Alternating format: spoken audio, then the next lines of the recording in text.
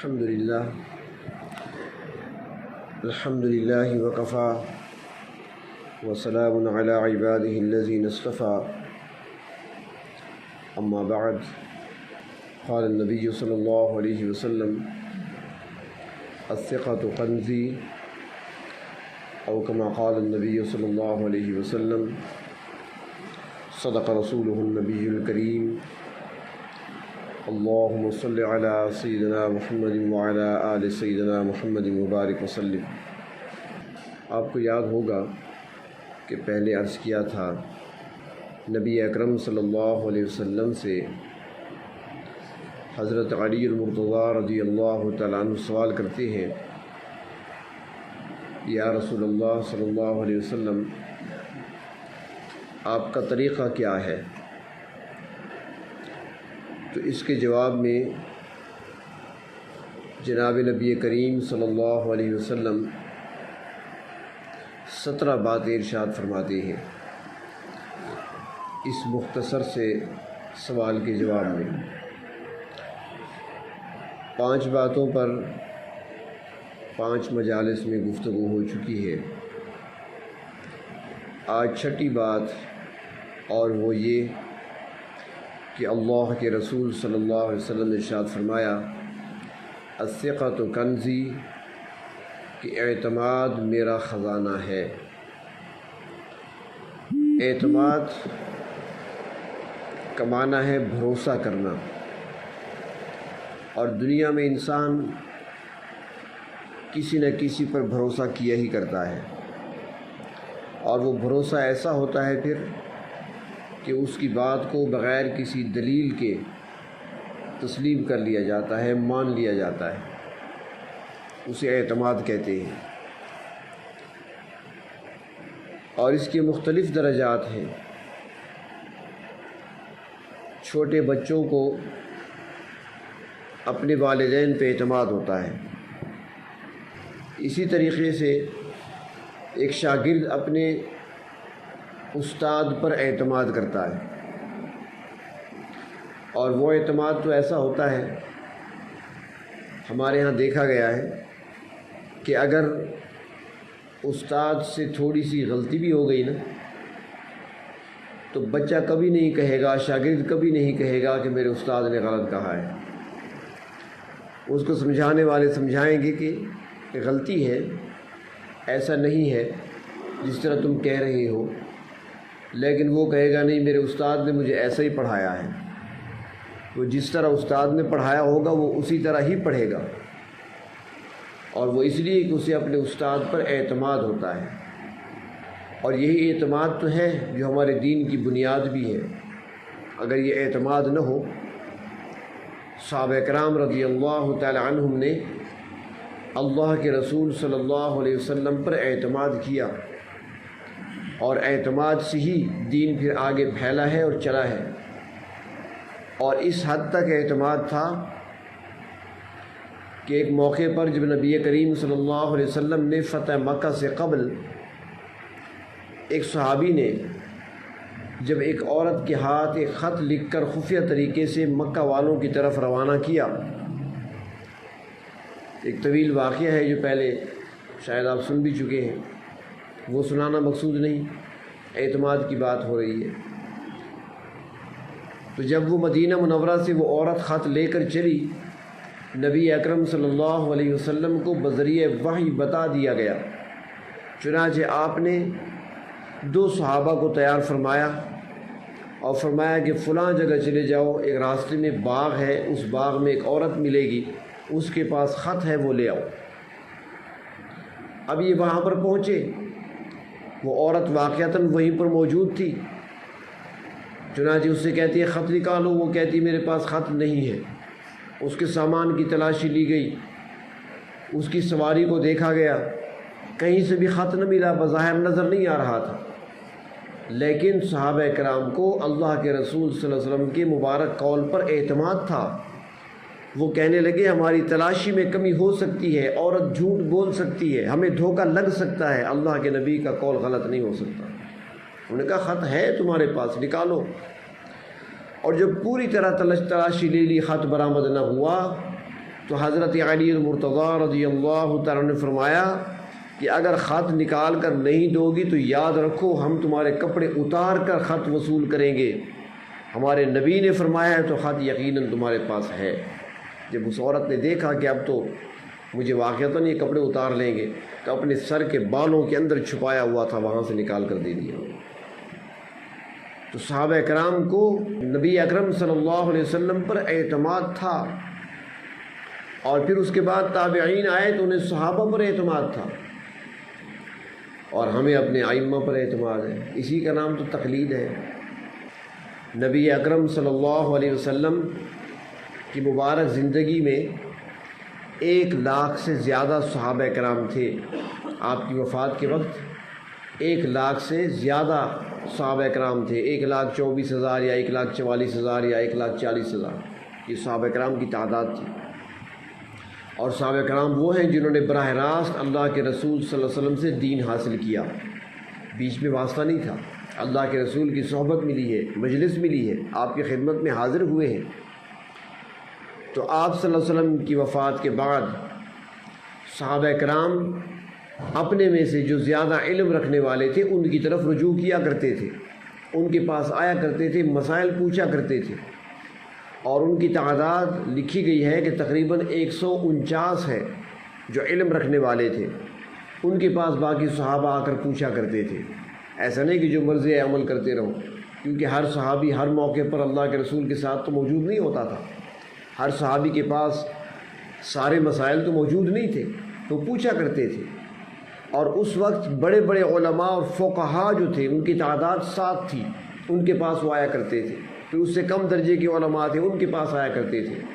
مکہ مکرمہ، طائف اور اس علاقے میں حضرت عبداللہ ابن عباس رضی اللہ تعالیٰ عنہما کا فتویٰ چلا کرتا تھا، ان سے لوگ مسائل پوچھتے تھے، تو وہ تقلید کر رہے تھے۔ اسی کا نام تقلید ہے، جب خود معلوم نہ ہو تو دوسرے سے پوچھ کے عمل کرنا، اسی کو تقلید کہتے ہیں۔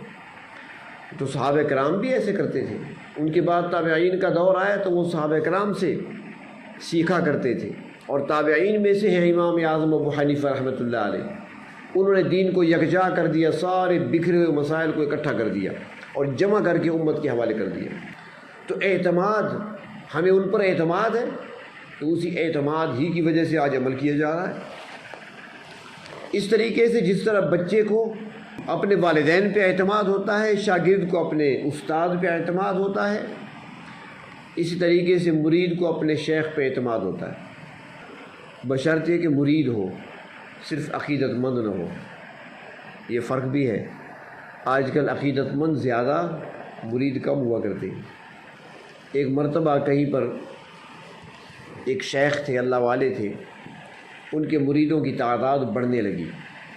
جب تعداد بڑھنے لگی تو اس علاقے کا جو بادشاہ تھا اس کو بتایا گیا کہ ان کے مریدوں کی تعداد بڑھ رہی ہے، یہ آپ کے لیے خطرہ بن سکتے ہیں۔ یہ سارے فقیر جو اکٹھے ہو رہے ہیں نا، بظاہر تو خانقاہ میں بیٹھے ہیں، کسی وقت آپ کے لیے نقصان کا باعث بن سکتے ہیں۔ اور یہ جو بادشاہ ہوا کرتے تھے بڑا خطرہ ہوتا تھا ان کو، اپنا تخت بچانے کی بڑی فکر ہوتی تھی، یہ ڈرا کرتے تھے، بہت خوفزدہ ہوتے تھے، کہیں ہم پہ حملہ نہ ہو جائے، ہم سے تخت نہ چھین جائے، ہم سے بادشاہت نہ چھین جائے۔ تو کچھ ایسے مخالفین ہوتے ہیں جو بادشاہ کے قریب بھی ہوتے تھے، تو کسی نے ڈرا دیا کہ حضرت یہ اتنے مرید جمع ہو رہے ہیں، ان کے کافی تعداد بڑھ رہی ہے، اور یہ بڑھتی گئی اس طریقے سے تو ایک دن ایسا آئے گا کہ پورا ملک ان کا مرید ہوگا اور آپ کے لیے خطرہ ہوگا۔ یہ اعلان کریں گے، اپیل کریں گے اور سارے کھڑے ہو جائیں گے۔ بادشاہ نے کہا پھر رائے دو کیا کیا جائے۔ اس نے کہا بلواؤ، ابھی سے اس کو باندھ لو، ابھی سے اس کو جو ہے نا اپنے قابو میں رکھو۔ بادشاہ نے کہا ٹھیک ہے، بلاؤ اسے۔ بادشاہ کے دربار میں بلایا گیا، وہ اللہ والے پہنچے تو بادشاہ نے کہا کہ تمہارے مریدوں کی تعداد اتنی کیوں بڑھ رہی ہے؟ اس نے کہا حضرت میرے مریدوں کی تعداد کس نے کہا کہ بڑھ رہی ہے؟ اس نے کہا سنا ہے تمہارے مرید اب ہزاروں میں اور لاکھوں میں پہنچنے لگے۔ اس نے کہا نہیں جی، میرے تو 1-2 مرید ہیں، 1-2 مرید ہیں۔ بادشاہ نے دوسروں کی طرف دیکھا کہ تم تو کہتے ہیں تعداد اتنی بڑھ گئی ہے، وہ کہتے ہیں 1-2 مرید ہیں۔ لوگوں نے کہا نہیں جی حضرت جھوٹ بول رہے ہیں۔ انہوں نے کہا جھوٹ کیوں بولوں گا، میں سچی بات کہہ رہا ہوں۔ جو حقیقی اللہ والے ہوتے ہیں نا، وہ درباروں سے چونکہ کھاتے نہیں ہیں، درباری کھانے، درباری لفافے وصول کرنے والے نہیں ہوتے، تو وہ ڈرتے بھی نہیں ہیں، وہ ڈرایا کرتے ہیں۔ اللہ والے جو ہوتے ہیں نا، بادشاہوں کو ڈرایا کرتے ہیں، ڈرتے نہیں ہیں ان سے۔ وہ ایک درمیان میں لطیفہ یاد آ گیا کہ ڈراتے کیسی ہیں، اور مسلمان کبھی ایسے بھی تھے جو ڈرنے والے تھے۔ خیر ہمارے وزیر اعظم کو بھی ڈرانے والی ہے پیرنی صاحبہ، وہ بھی ڈرتے ہیں بیچارے۔ ایک مرتبہ یہ بہاولپور جو ہے نا ریاست تھی، بہاولپور ریاست تھی، آزاد ریاست، وہاں کے نواب ہوا کرتے تھے۔ تو وہاں کے نواب تھے صادق خان نواب تھے، ان کی اپنی حکومت تھی۔ تو ان کے علاقے میں ایک مسجد کے امام تھے جن کو تنخواہ خزانے سے ملتی تھی، نواب صاحب کی طرف سے ملتی تھی۔ وہ امام صاحب چلے آ رہے تھے شروع سے، ان کا کام نمازیں پڑھانا تھا، بس جو معاوضہ ملتا گھر کا خرچہ چل رہا تھا، چھوٹے چھوٹے بچے تھے، بیوی تھی۔ تو نواب صاحب کے کسی نے کان بھرے، ان کے خلاف کوئی شکایتیں لگا دی، نواب صاحب ناراض ہو گئے اور اسے نوکری سے برخاست کر دیا، چھٹی کرو، مسجد سے فارغ کر دیا۔ اب وہ بیچارہ بڑا پریشان ہوا، بہت پریشان ہوا، چنانچہ وہ جنگل کی طرف نکل گیا۔ یہ بھی ایک عمل ہے۔ اب آج کل تو قریب خیر کوئی جنگل رہا نہیں ہے، جنگل میں جا کر اللہ کے سامنے رونا، اللہ سے مانگنا، یہ بھی ایک عمل ہے۔ حضرت مولانا اشرف علی تھانوی رحمۃ اللہ علیہ کی اتنی تحریرات ہیں، اتنی کتابیں ہیں ان کی، اتنا کچھ لکھا ہوا ہے کہ اگر ایک عام آدمی پڑھنے بیٹھے تو اپنی زندگی میں پڑھ نہیں سکتا۔ انہوں نے لکھے کیسے، سینکڑوں کی تعداد میں، بہت کچھ ہے۔ اس کے علاوہ مرید جو چلے ہیں، ان کے علاوہ خانقاہی نظام چلا ہے، وہ اس کے علاوہ ہے، دوسرے کام الگ ہے، تحریر الگ ہے۔ تو فرمایا صبح ان کا معمول تھا صبح کے وقت باہر کی طرف نکل جانا، جنگل کی طرف چہل قدمی کرنے کے لیے، جسے واک کرنا کہتے ہیں۔ صبح نکل جاتے، تسبیحات ملی اور نکل گئے، ذکر بھی کرتے رہے اور چکر بھی لگا لیا۔ تو خود ایک موقع پر فرمایا کہ مصلی پر بیٹھ کر مجھے اتنا فائدہ نہیں ہوا جتنا صبح جنگل میں مجھے فائدہ ہوا۔ وہ تنہائی کا عالم ہوتا ہے، وہاں اللہ تعالیٰ کی یاد ہوتی ہے دل میں، کوئی دیکھنے والا نہیں ہوتا، چل بھی رہا ہوتا ہے انسان اور آنسو بھی نکل رہے ہوتے ہیں، اپنی خطائیں بھی یاد آ رہی ہوتی ہیں، اللہ کی عظمت بھی دل میں آ رہی ہوتی ہے۔ تو نواب صاحب نے اس امام صاحب کو جب مسجد سے فارغ کر دیا تو وہ جنگل میں بیٹھے رو رہے ہیں، بچوں کے لیے پریشان، گھر کے لیے پریشان، گھر کا خرچہ کیسے چلے، پریشانی کیسے دور ہو، جو ذریعہ آمدن تھا ختم ہو گیا۔ تو وہاں سے کوئی اللہ کا نیک بندہ گزرا، وہ جانتا تھا امام صاحب کو، وہ رک گیا، اس نے امام صاحب کو روتے ہوئے دیکھا، کہنے لگا حضرت کیا ہوا؟ اس نے کہا جی مجھے مسجد سے فارغ کر دیا، میں تو پریشان ہوں، گھر میں آٹا نہیں ہے، بچے کھانا مانگتے ہیں، کہاں سے لے کر آؤں، مجھے اور تو کوئی کمانے کا طریقہ ڈھنگ آتا نہیں ہے، میں تو صرف مسجد میں نمازیں ہی پڑھا سکتا تھا، وہاں سے فارغ کر دیا۔ اس نے کہا میں آپ کو بتاؤں، ایسے کرو تم خاموشی سے چلے جاؤ خواجہ غلام فرید کے پاس، یہ نواب صاحب جو ہے نا، یہ خواجہ غلام فرید کی مرید ہیں، ان سے سفارشی رکا لکھواؤ، کام بن جائے گا تیرا۔ اس نے جب سنا اس نے کہا ٹھیک ہے، وہاں سے روانہ ہوئے، سیدھا پہنچے خواجہ غلام فرید کے پاس، سفر کیا، وہاں پہنچ گئے، واقعہ سارا سنایا۔ حضرت نے فرمایا کاغذ لے آؤ، کاغذ لایا گیا، اس پر جملہ لکھا، جملہ سرائکی کا ہے، پنجابی کا، سرائکی کا جملہ ہے، آپ کو سمجھ آئے گی۔ کاغذ پہ لکھا صادق، اوپر نام لکھا صادق، زیر بن زبر نہ بن متوں تے پیش آ ونجی۔ سمجھ آ گئی؟ سرائکی کا جملہ ہے، یعنی عاجزی انکساری اختیار کرو، فخر غرور میں نہ ہو، ایسے نہ کیا کرو غریبوں کو مسجدوں سے بھگا دو، ورنہ کوئی پیش آ گیا اللہ کی طرف سے کوئی حادثہ تو پھر جان نہیں بچا سکو گے۔ ایک ہی جملہ لکھا، فرمایا لے جاؤ۔ وہ سمجھدار لوگ تھے، وہ صرف عقیدت مند نہیں تھے بلکہ مرید تھے۔ جب رکا پہنچا تو نواب صاحب کھڑے ہو گئے، اسی وقت خزانے کا منہ کھلوایا اور امام صاحب کو اتنا دیا کہ امام صاحب کو کہنا پڑا بس کریں، میرے پاس اٹھانے کی گنجائش نہیں ہے۔ تو وہ مرید ہوا کرتے تھے، اور جو اللہ والے ہوتے ہیں وہ ڈرایا کرتے ہیں، ڈرا نہیں کرتے۔ تو بادشاہ کے سامنے وہ اللہ والے کھڑے ہیں، وہ کہتا ہے مرید تمہارے لاکھوں میں ہیں؟ اس نے کہا نہیں، میرے 1-2 مرید ہیں۔ بادشاہ نے کہا یہ کیسے ہو سکتا ہے؟ سارے کہتے ہیں تمہارے مریدوں کی تعداد بڑھ رہی ہے، لاکھوں تک پہنچ گئی، تم کہتے ہو 1-2 ہیں۔ اس نے کہا بادشاہ سلامت، آسان سی بات ہے، امتحان لے لو، آزما لو، پتہ چل جائے گا۔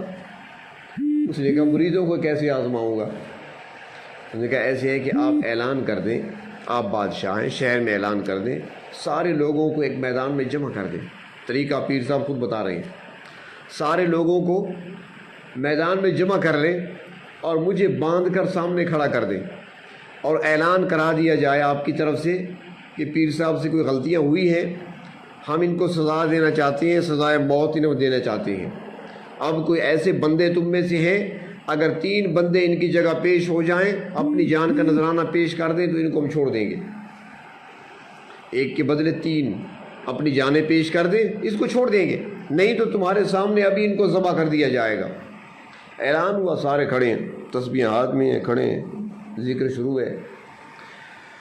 دیکھتے رہے، اعلان ہوتا رہا، آخر ایک بندہ آگے آیا، اس نے کہا بادشاہ سلامت، پیر صاحب کی جگہ مجھے ذبح کر دو، اس کو چھوڑ دو۔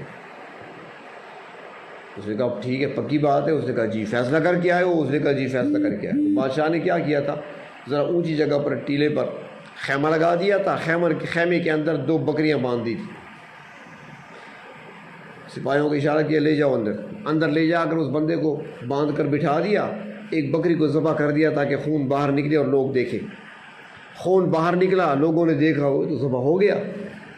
اعلان ہوا اور کوئی ہے تو آئے، 3 بندے چاہیے، کوئی نہ آیا۔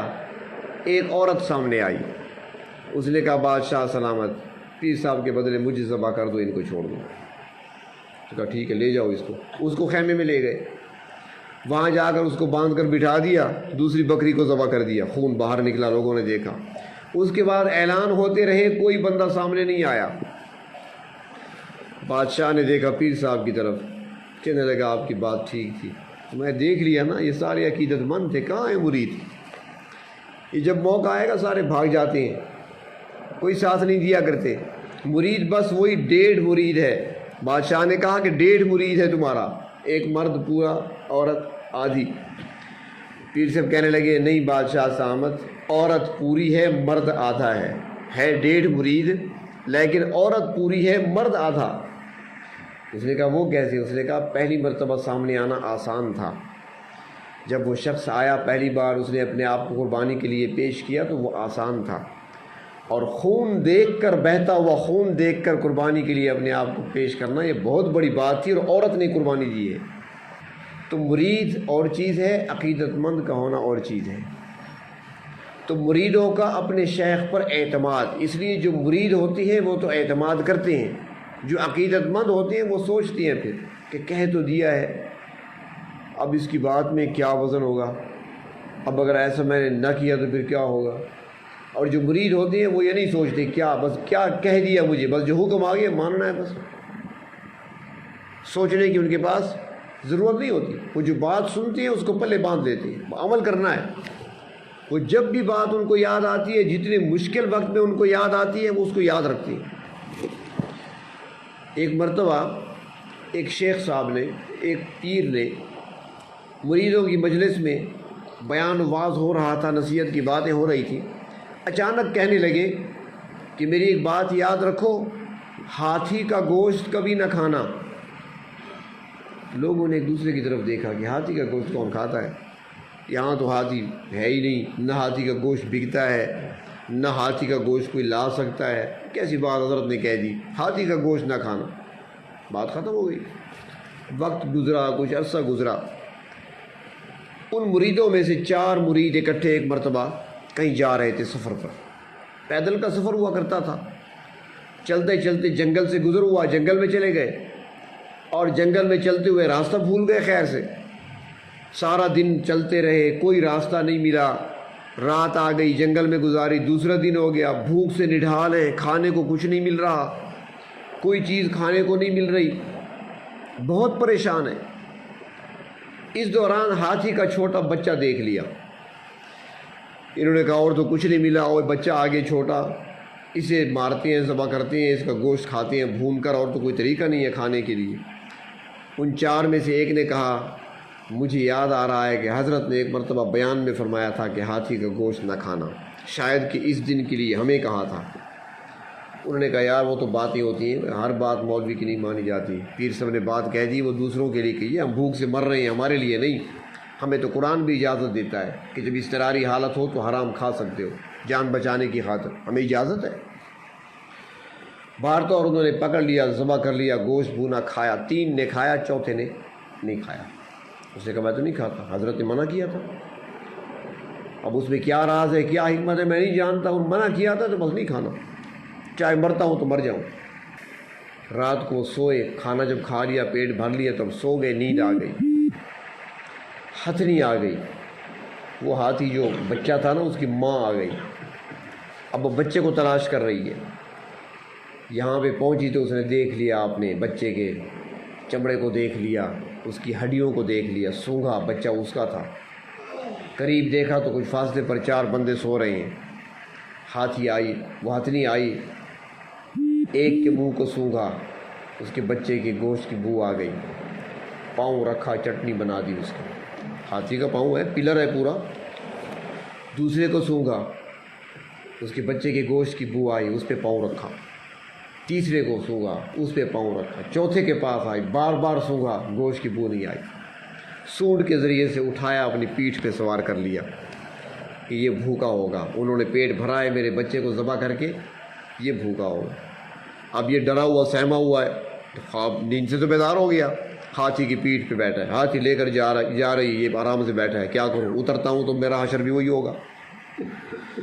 چنانچہ وہ ہتھنی لے کر چلی، چلتے چلتے ایک خوبصورت باغ میں جا کر پہنچا دیا، اور جہاں پھلدار درخت تھے اس کے نیچے سے گزرنے لگی اور رک جاتی، ہاں بھائی پھل توڑ کر کھا لے۔ پورے باغ میں گھمایا، خوب سیر کرائی اسے۔ جب وہ سیر ہو گیا، پیٹ بھر گیا، کچھ پھل توڑ کر اپنی گود میں رکھ لیے اپنے پاس، پھر وہ ہتھنی نکلی وہاں سے، اور جو راستہ شہر کی طرف جاتا تھا اسی راستے پر آ کر اس کو چھوڑ دیا۔ تو اس کو یاد تھا نا کہ حضرت نے منع کیا ہے ہاتھی کا گوشت نہیں کھانا، میں نہیں کھانا، مرتا ہے تو مر جاؤں۔ اور جو باقی تھے انہوں نے کہا نہیں، اضطراری حالت میں تو قرآن پاک بھی اجازت دیتا ہے کہ حرام کھانے کی اجازت ہے جان بچانے کا خاطر، کھا لیا تو انجام ان کا کیا ہوا۔ تو مرید وہ ہوتے ہیں جو ہر بات کو پلے باندھ لیتے ہیں، اور عقیدت مند وہ ہوتے ہیں جو اپنی مرضی کے کام کرتے ہیں۔ ایک کان سے سنا دوسرے سے نکال دیا، مشورہ دے دیا تو پھر سوچتے ہیں بھائی عمل کروں یا نہ کروں، پھر سمجھتے ہیں کہ نہیں ہماری سوچ اس کی سوچ سے بہتر ہے، تو پھر ان کو نقصان ہوتا ہے، فائدہ نہیں ہوتا۔ تو اعتماد، اللہ کے نبی صلی اللہ علیہ وسلم فرماتے ہیں کہ میرا خزانہ اعتماد ہے۔ اصل چیز تو بھروسہ ہے، بھروسہ کرنا، اعتماد کرنا۔ شاگرد تب کامیاب ہو سکتا ہے جب استاد کی بات، اپنے استاد پر بھروسہ کرے گا۔ بچہ تب نقصان سے بچے گا اپنے والدین پر اعتماد کرے گا، اور مرید تب کامیاب ہو سکتا ہے جب اپنے شیخ پر اعتماد کرے گا، تب اس کو کامیابی حاصل ہو سکتی ہے۔ اور پھر ایک بندہ مومن وہ اپنے پروردگار کی ذات پر اعتماد کرتا ہے، اسے اعتماد ہوتا ہے اللہ کی ذات پر، بھروسہ ہوتا ہے کامل ہر معاملے میں، وہ ادھر ادھر نہیں جاتا، اللہ کی رضا پر راضی رہتا ہے۔ جو ہو رہا ہے، جو ہوگا، جو مجھے پیش آیا اللہ کی طرف سے ہے، اور اس کے اندر اللہ کی حکمتیں پوشیدہ ہیں، وہ راضی برضا ہوا کرتا ہے، اسے بھروسہ ہوتا ہے اللہ کی ذات پر، اعتماد ہوتا ہے۔ کیونکہ ظاہری چیزوں کو دیکھ کر انسان بعض اوقات گھبرا جاتا ہے۔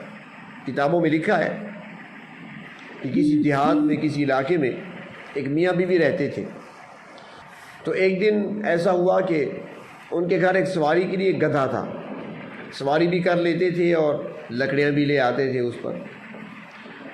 یہ عرب کے جو گدھے ہوتے ہیں نا، یہ ہمارے گدھوں جیسے نہیں، بڑے مضبوط گدھے ہوتے تھے، گھوڑے کا مقابلہ کرتے تھے۔ وہ ہندوستان کے کسی شاعر نے کہا تھا کہ ہمارے ہاں گدھے ہوتے ہیں اور عرب میں حمار ہوتے ہیں، حمار بھی گدھے کو کہتے ہیں، تو میں وہاں پر حمار ہیں، بڑے تیز رفتار ہوتے تھے، ان پر لوگ سواری کیا کرتے تھے۔ تو گدھا تھا گھر میں، ان کے کام آتا تھا وہ۔ ایک دن گدھا مر گیا، بیوی بڑی روئی، چیخی چلائی، پریشان ہوئی۔ سواری کے کام بھی آتا تھا، وزن اٹھانے کے کام بھی آتا تھا، جنگل سے لکڑیاں بھی اس پر لے آتے تھے اور کام بھی لیتے تھے۔ ایک ہی گدھا تھا، وہ بھی مر گیا۔ خاوند نے بڑا دلاسا دیا، وہ بڑا متوکل تھا، اللہ کی ذات پر بھروسہ کرنے والا تھا۔ اس نے کہا بھائی اس میں کوئی نہ کوئی اللہ کی حکمت ہے، اللہ کی رضا پہ راضی رہو۔ جی ابھی اللہ نے تھا، لے لیا اللہ نے، تو بس اللہ تعالیٰ اور اسباب بنا دیں گے، رونے کی ضرورت نہیں، اللہ پر بھروسہ رکھو۔ بڑی مشکل سے بیوی نے خاموشی اختیار کی۔ 2 دن گزرے، حفاظت کے لیے کتا رکھا ہوا تھا، وہ مر گیا۔ بیوی پھر رونے لگی، چیخنے لگی، چلانے لگی۔ خاوند سے کہنے لگی اب تو لگتا ہے کہ جیسے کسی نے کچھ کر دیا ہے۔ ہمارے ہاں تو یہی ہوتا ہے نا، لگتا ہے کسی نے کچھ کر دیا، باری باری ساری چیزیں مر رہی ہیں، نقصان پہ نقصان ہو رہے ہیں، لہٰذا کسی سے رابطہ کرو، کوئی توڑ کرواؤ، اور پھر جہاں بھی جاؤ گے تو بیٹھے ہیں آگے خیر سے، وہ کہیں گے کالا علم ہوا ہے، پتہ نہیں کیا کہاں سے کہاں پہنچ گئے ہم۔ دجال ابھی نہیں آیا، اور یہ تو ابھی عامل کرتب دکھا رہے ہیں، جب دجال اپنے کرتب دکھائے گا پھر کیا ہوگا ہمارے ساتھ۔ اور حدیث شریف میں آتا ہے کہ دجال کی طرف جانے والی زیادہ تر عورتیں ہوں گی، جب وہ کرتب دکھائے گا تو زیادہ عورتیں بھاگیں گی، اور ہم دیکھ رہے ہیں کہ آج مرد عورتوں کے پیچھے ایسے جا رہے ہیں جیسے رسی ڈالی ہوئی ہو، تو عورتیں جائیں گی ساتھ ان کو بھی لے جائیں گی۔ تو بہر طور اللہ کی ذات پر اعتماد رکھنا، بھروسہ رکھنا، اللہ کے حکم کے بغیر درخت کا پتا نہیں ہل سکتا، تو آپ کو نقصان کون پہنچا سکتا ہے پھر؟ اور جو نقصان پہنچنا ہے اس سے کون بچا سکتا ہے؟ کوئی نہیں بچا سکتا۔ بات یاد ہے پچھلی، کتا مر گیا تو بیوی کو خاموش کرایا، پھر 2 دن گزرے، ایک مرغا تھا گھر میں، وہ بھی مر گیا۔ بیوی پھر پریشان، پھر روئی، چیخی چلائی، بال خاوند نے پھر اسے تسلی دی، دلاسا دیا، اس میں اللہ کی حکمت ہوگی، بہتری ہوگی ہمارے لیے، اللہ کی ذات پر بھروسہ رکھو۔ اس نے کہا کیا اس میں کیا بھلائی ہے، ایک چیز مر گئی، دوسری مر گئی، تیسری مر گئی۔ اس نے کہا اس میں یقیناً بھلائی ہے۔ بہر طور بیوی کو خاموش کرایا۔ چند دن گزرے کہ اس قبیلے کی کسی اور قبیلے کے ساتھ دشمنی تھی، یہ قبائل میں دشمنیاں ہوتی ہیں، تو مخالف جو دشمن قبیلہ تھا رات کے وقت اچانک انہوں نے حملہ کر دیا۔ حملہ کیا تو یہ سارے اس وقت سو رہے تھے، خواب غفلت میں تھے۔ حملہ کیا اور حملے میں تقریباً ہر گھر میں داخل ہوئے، جوانوں کو قتل کیا، عورتوں کو گھسیٹ کر لے گئے، مال و اسباب لوٹ لیا، سب کچھ لے گئے۔ یہ میاں بیوی سوئے رہے۔ صبح ہوئی، جاگے، سارا شہر لٹ چکا ہے، سارا شہر برباد ہو چکا ہے، یہ بچے ہوئے ہیں۔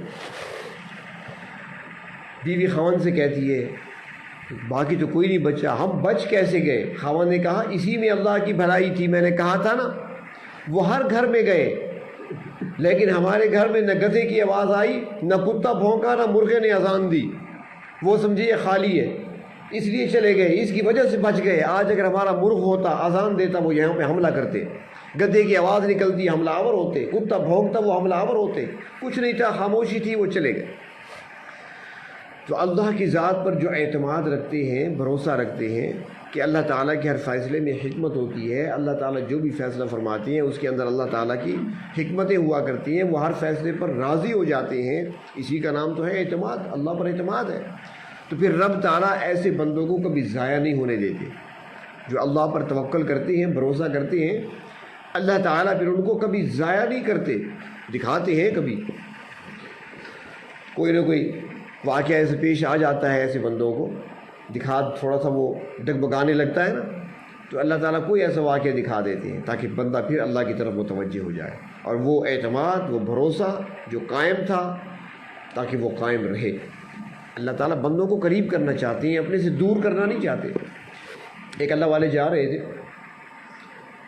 راستے میں پیاس لگی تو کنواں تلاش کیا، ایک کنواں مل گیا۔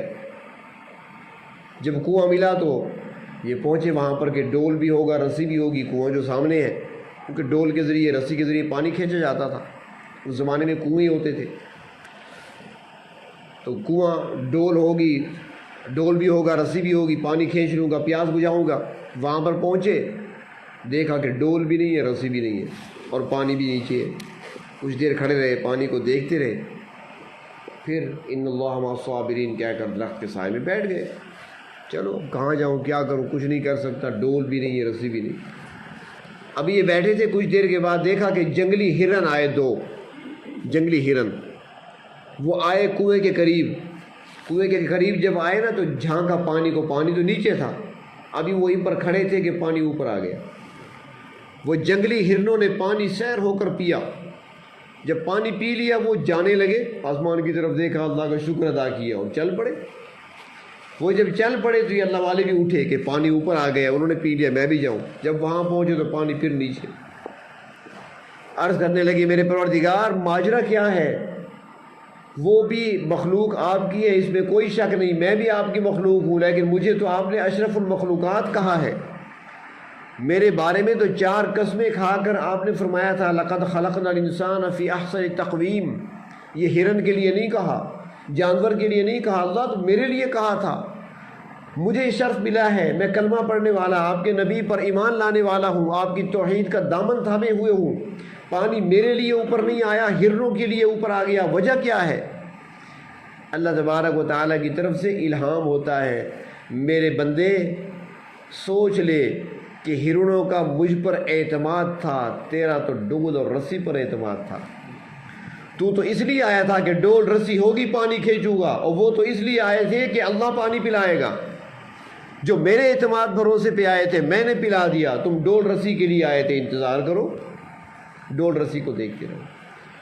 تو اللہ تبارک و تعالیٰ پر بھروسہ اور اعتماد اس طرح کامل ہونا چاہیے ایک مومن کو، اور جب وہ کامل اعتماد بھروسہ رکھتا ہے اللہ کی مدد ضرور آتی ہے۔ اور اللہ کے محبوب صلی اللہ علیہ وسلم نے اس کے لیے کتنا آسان سا ایک جملہ ہمیں سکھایا ہے، آسان سا۔ ہم کسی کو بتاتے ہیں نا تو منہ بنانے لگتا ہے، یہ تو عام بات ہے یار، یہ وظیفہ تو سارے پڑھ رہے ہیں۔ حضرت موسیٰ علیہ السلام نے بھی یہی عرض کیا تھا، اللہ تعالیٰ سے جب پوچھا تھا یا اللہ مجھے خصوصی مخصوص ورد بتائیے، ذکر بتائیے جس کے ذریعے میں آپ کو یاد کروں، اللہ نے فرمایا لا الہ الا اللہ۔ حضرت موسیٰ علیہ السلام نے عرض کیا یا اللہ یہ تو سارے پڑھتے ہیں، فرمایا پڑھتے ہیں تو پڑھیں، لیکن پتہ ہے یہ ہے کیا؟ یہ ساری کائنات کو ترازو کے ایک پلڑے میں رکھ دو، اس پرچی کو دوسرے میں رکھ دو، یہ سب پہ بھاری ہو جائے گا۔ وزن کتنا ہے اس کے اندر، اس کے مقابلے میں کلمہ ہے کوئی نہیں۔ تو ایک وہ کلمہ جو اللہ کے محبوب کا بھی پسندیدہ کلمہ اور جملہ، ہر مشکل وقت میں پڑھا جانے والا، اور صحابہ کرام نے بھی ہر مشکل میں اسی جملے کو پڑھا، حتیٰ کہ اسی جملے کو پڑھ کر پانی کے اوپر چلے تو پانی ان کے لیے جم گیا، سڑک بن گئی، اوپر چلتے رہے، پانی رکا رہا، پاؤں تک گیلے نہیں ہوئے۔ یہی جملہ تھا۔ لشکر آئے بہت سارے جمع ہو کر، صحابہ کرام پر حملہ آور ہو کر مدینہ منورہ میں، یہی جملہ انہوں نے کہا تھا۔ غزوہ حنین میں مشکل پیش آئی، جب تیر اندازوں نے تیر برسانا شروع کیے، مسلمان منتشر ہونے لگے، اس وقت بھی ان کی زبان پر یہی جملہ تھا۔ وہ کیا؟ حسبنا اللہ ونعم الوکیل۔ اس میں کیا ہے؟ اللہ کی ذات پر اعتماد ہے، اللہ کی ذات پر بھروسہ ہے۔ بس جب بھروسہ کر لیا، اعتماد کر لیا تو بس بیڑا پار ہے پھر۔